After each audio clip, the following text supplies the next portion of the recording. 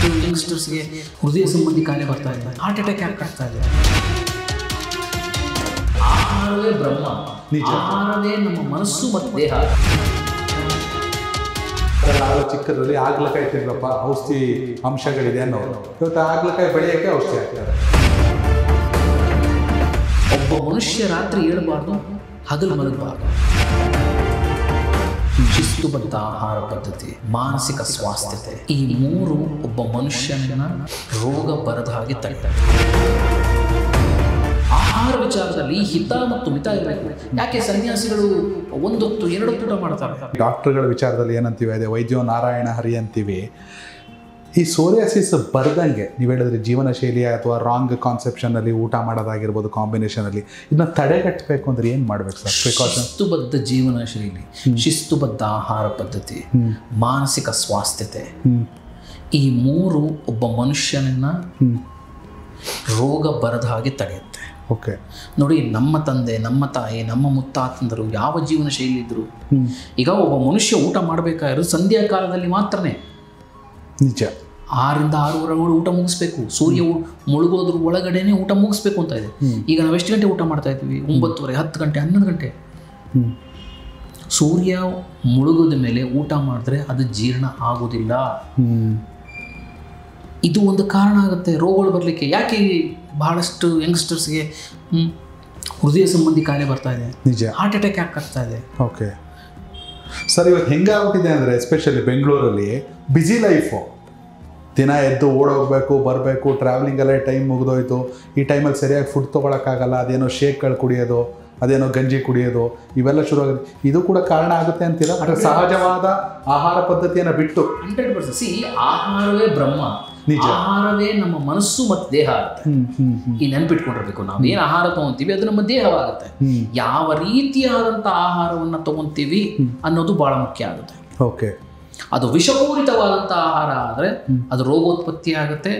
ಆರೋಗ್ಯವಂತ ಆಹಾರ ಆದರೆ ಅದು ದೇಹವನ್ನು ಪೋಷಣೆ ಮಾಡುತ್ತೆ. ಓಕೆ ಸರ್, ಇವತ್ತು ಯಾವುದು ಆರೋಗ್ಯವಂತ ಆಹಾರ ಅಂದರೆ ಯಾವುದು? ಯಾಕೆ ಗೊತ್ತಾ, ಹಿಂದಿನ ಕಾಲದಲ್ಲಿ ನಾವೆಲ್ಲ ಚಿಕ್ಕದ್ರಲ್ಲಿ ಆಗ್ಲಕಾಯಿ ತಿನ್ನಪ್ಪ, ಔಷಧಿ ಅಂಶಗಳಿದೆ ಅನ್ನೋರು ಇವತ್ತು ಆಗ್ಲಕಾಯಿ ಬೆಳೆಯೋಕ್ಕೆ ಔಷಧಿ ಹಾಕ್ತಾರೆ. ಹೇಗೆ ಜಡ್ಜ್ ಮಾಡಬೇಕು ಈ ಬ್ಯುಸಿ ಲೈಫಲ್ಲಿ? ಏನು ಅರೆ ಟೈಮ್ ನೀವು ಹೇಳಿದ್ರಿ ಸೂರ್ಯ ಮುಳುಗಕ್ಕೆ ಮುಂಚೆ ಊಟ ಮಾಡೋದು ಒಳ್ಳೆ ಕ್ರಮ ಅಂತ. ಆ ರೀತಿ ಪ್ರಿಕಾಷನ್ಸ್ ಏನು ತೊಗೋಬೋದು? ಎರಡನೇದಾಗಿ ಏನಪ್ಪ ಅಂದರೆ, ನೀವು ನೋಡಿ, ನಾವು ಚಿಕ್ಕ ವಯಸ್ಸಲ್ಲಿ ನಾವು ಎಷ್ಟು ಖುಷಿ ಮತ್ತು ಸಂತೋಷ ಮತ್ತು ನೆಮ್ಮದಿಯಿಂದ ಇದ್ವಿ. ಈಗ ಪ್ರಪಂಚ ಯಾವತ್ತೂ ಬದಲಾಗಿಲ್ಲ. ಪ್ರಪಂಚ ಹಾಗೆ ಇದೆ, ಬದಲಾಗಿರೋದು ಮನುಷ್ಯ ಮಾತ್ರ. ಹೌದು.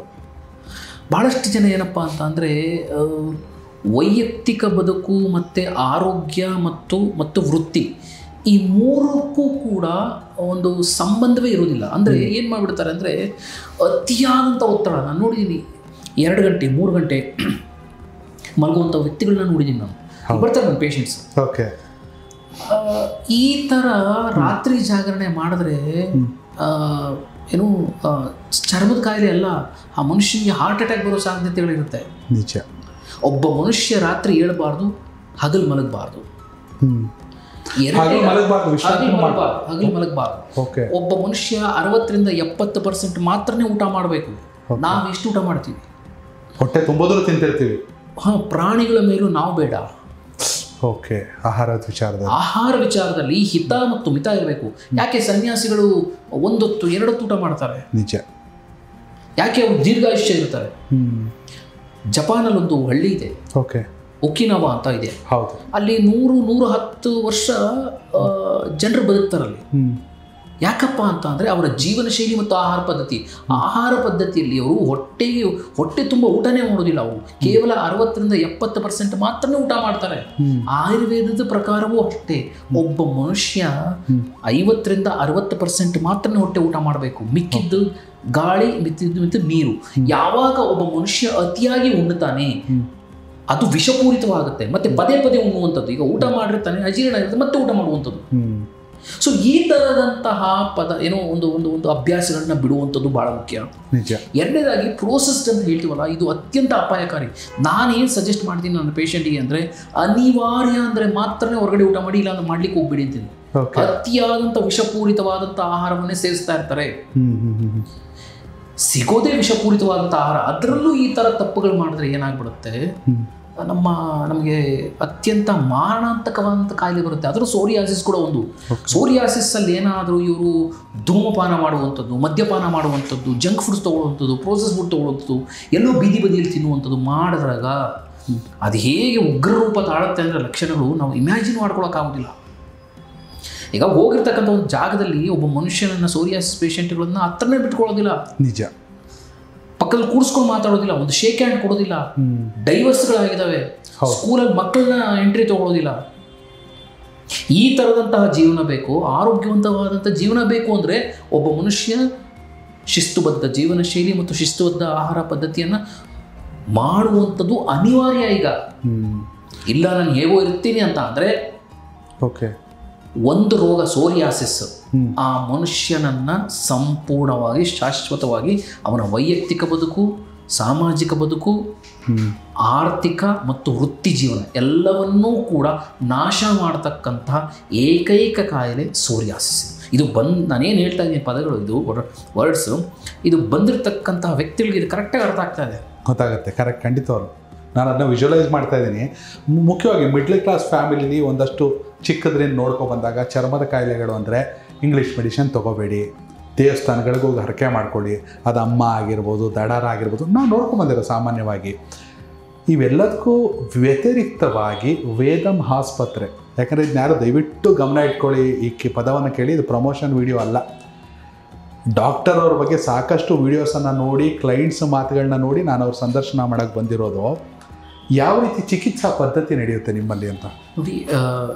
ಯಾವುದೇ ಕಾರಣಕ್ಕೆ ಆಗಲಿ ನಾವು ಸ್ವಯಂ ಚಿಕಿತ್ಸೆ ಮಾಡಿಕೊಳ್ಳುವಂಥದ್ದು ತುಂಬ ದೊಡ್ಡ ತಪ್ಪು. ಯಾಕೆ ಅಂತ ಅಂದರೆ ನಮಗೆ ಜ್ಞಾನವಿಲ್ಲದಂತಹ ಒಂದು ವಿಷಯದ ಮೇಲೆ ನಾವು ಅದರ ಮೇಲೆ ನಾವು ಹೋಗ್ಬಿಟ್ಟು ಎಕ್ಸ್ಪೆರಿಮೆಂಟ್ ಮಾಡಬಾರ್ದು. ಓಕೆ, ಅದನ್ನು ವೈದ್ಯರ ಮೂಲಕವೇ ಚಿಕಿತ್ಸೆ ತಗೋಬೇಕು ಅನ್ನೋದು ನಾನು ಎಲ್ಲರೂ ಕೊಡುವಂಥ ಉತ್ಸಾಹ. ಓಕೆ, ಎಸ್ಪೆಷಲಿ ಸೋರಿಯಾಸಿಸ್ ಅನ್ನುವಂತಹ ಕಾಯಿಲೆ ಅತಿ ದೀರ್ಘಕಾಲದವರೆಗೂ ಕಾಡ್ತಕ್ಕಂತಹ ಕಾಯಿಲೆ. ನೆಗ್ಲೆಕ್ಟ್ ಮಾಡಿದರೆ ಇದು ಚರ್ಮದಿಂದ ಮೂಳೆವರೆಗೂ ಹೋಗುವಂಥ ಕಾಯಿಲೆ. ಆದ್ದರಿಂದ ತಜ್ಞ ವೈದ್ಯರನ್ನ ಭೇಟಿ ಮಾಡಿ ಇದಕ್ಕೆ ಚಿಕಿತ್ಸೆ ತಗೋಬೇಕು. ಮನೆ ಮದ್ದು ಮಾಡುವಂಥದ್ದು ಅಥವಾ ಇನ್ನೇನೋ ಹುತ್ತಿದ ಮಣ್ಣು ಸಿಕ್ತು ಅಂತ ಹಚ್ಚುವಂಥದ್ದು, ಇನ್ನೇನು ಹೋಗಿ ಈ ಕಾಯಿಲೆಯಲ್ಲಿ ಇನ್ನೊಂದು ಒಂದು ಮೂಢನಂಬಿಕೆ ಏನಪ್ಪಾ ಅಂದ್ರೆ ಈ ದೇವಸ್ಥಾನಗಳಿಗೆ ಹೋಗ್ತಾರೆ. ನಿಜ ಸರ್, ಅದೇ ಕೇಳಿ. ಮತ್ತೆ ಈ ಸರ್ಪ ಯಾಗ ಅಂತ ಮಾಡಿಸ್ತಾರೆ. ಹೌದು. ಈ ಮೂಢನಂಬಿಕೆ ಬೇರೆ, ನಂಬಿಕೆ ಬೇರೆ, ಭಕ್ತಿ ಬೇರೆ, ವಿಜ್ಞಾನ ಬೇರೆ. ನೀವು ಹೇಳ್ತಿರೋದು ನಂಬಿಕೆ ಇರಲಿ, ಮೂಢನಂಬಿಕೆ ಬೇಡ, ಭಕ್ತಿ ಇರಲಿ, ಭಯ ಬೇಡ. 100%. ಓಕೆ, ನಾವು ಯಾವತ್ತೂ ಕೂಡ ರೋಗವನ್ನು ವೈಜ್ಞಾನಿಕವಾಗಿ ಇದನ್ನ ನಾವು ಚಿಕಿತ್ಸೆಗೊಳಿಸಬೇಕು. ಅದಕ್ಕೆ ಆಯುರ್ವೇದದಲ್ಲಿ ಏನಪ್ಪಾ ಅಂದ್ರೆ ಇದಕ್ಕೆ ಮೂಲಕ್ಕೆ ಚಿಕಿತ್ಸೆ ಕೊಡಿ ಅಂತ ಹೇಳ್ತಾರೆ. ಅಂದ್ರೆ ಮೂಲ ಸಮೇತ ಕಿತ್ತಾಕ್ಬಿಡ್ಬೇಕು ಇದು ಅಂತ ಹೇಳ್ತಾರೆ. ಅದಕ್ಕೆ ಆಯುರ್ವೇದದಲ್ಲಿ ಏನಪ್ಪಾ ಅಂದ್ರೆ ಜೀವನ ಶೈಲಿ ಮತ್ತು ಆಹಾರ ಪದ್ಧತಿಯ ನಂತರ ಇದನ್ನ ಶಾಶ್ವತವಾಗಿ ಗುಣ ಮಾಡಲಿಕ್ಕೆ ನಾವು ದೇಹವನ್ನೇ ಶುದ್ಧಿ ಮಾಡ್ಲಿಕ್ಕೆ ಹೇಳ್ಬಿಡ್ತೀವಿ. ಅಂದ್ರೆ ರೋಗವನ್ನ ಬೇರೆ ಸಮೇತ ಕಿತ್ತಾಕಿ ಹೊರಗಡೆ ಹಾಕುವಂಥದ್ದು. ಓಕೆ, ಅಂದ್ರೆ ದೇಹವನ್ನ ಶುದ್ಧಿ ಅಂದ್ರೆ ಈ ರೋಗಕ್ಕೆ ಕಾರಣವಾದಂತಹ ದೋಷಗಳನ್ನ ಮತ್ತು ಅಥವಾ ಟಾಕ್ಸಿನ್ಸ್ನ ವಾಂತಿ ಮೂಲಕ ಹೊರಗಡೆ ಹಾಕುವಂಥದ್ದು. ಓಕೆ, ಮತ್ತು ಈ ದೇಹದಲ್ಲಿರ್ತಕ್ಕಂತಹ ಈ ಕಲ್ಮಶತೆಗಳನ್ನ ಅಥವಾ ರೋಗಕ್ಕೆ ಕಾರಣವಾದಂತಹ ದೋಷಗಳನ್ನ ಬೇದಿ ಮೂಲಕ ಹಾಕುವಂತಹ ಕ್ರಿಯೆಗಳನ್ನೇ ನಾವು ದೇಹ ಶುದ್ಧಿ ಚಿಕಿತ್ಸೆ ಮತ್ತು ಶೋಧನ ಅಂತ ಕರಿತೀವಿ. ಇದನ್ನ ಮಾಡಿದಾಗ ಇದನ್ನ ಶಾಶ್ವತವಾಗಿ ಗುಣ ಮಾಡಬಹುದು. ಬಹಳಷ್ಟು ಜನಕ್ಕೆ ಇದು ಗೊತ್ತಿಲ್ಲ. ಕನೆಕ್ಟ್ ಕರ್ನಾಟಕ, ಇದು ನಿಮ್ಮ ನೆಟ್ವರ್ಕ್.